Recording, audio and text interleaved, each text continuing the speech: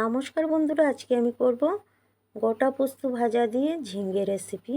গোটা পোস্ত ভাজার খুবই সুন্দর একটা সেন্ট বের হয়, খেতে খুবই ভালো লাগে। তাই আমি আজকে গোটা পোস্ত ভাজা দিয়ে ঝিঙে রেসিপি করব। নিলাম 4টা ঝিঙে, নিয়ে কেটে নিলাম। কড়াইতে দিলাম 2টো শুকনো লঙ্কা, গরম তেলের মধ্যে দিয়ে দিলাম কালো জিরা আর গোটা পোস্ত দিয়ে ভেজে নেব। একটু সময় ভেজে নেবার পর সেন্ট বের হয়ে আসছে ভাজার।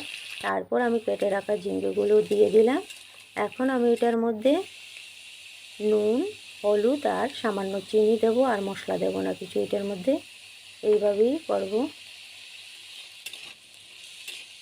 আর দেব কয়েক পিস আলু এখন, কেননা এটা বসানোর পর একদম কমে গিয়েছে, অল্প হয়ে গিয়েছে ঝিঙ্গাগুলো,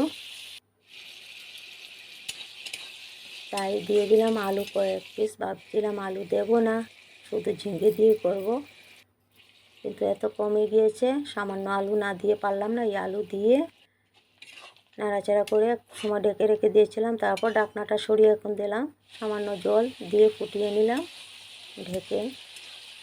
আলুগুলো খুব ভালোভাবে বয়েল হয়ে গিয়েছে আর খুবই ভালো লাগছে, খুবই সুন্দর একটা সেন্ট বের হচ্ছে আমি বানাচ্ছি সময়।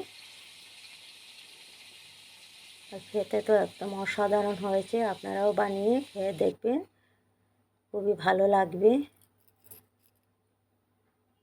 কেমন লাগলো আপনাদের আমার এই রেসিপিটা বলবেন।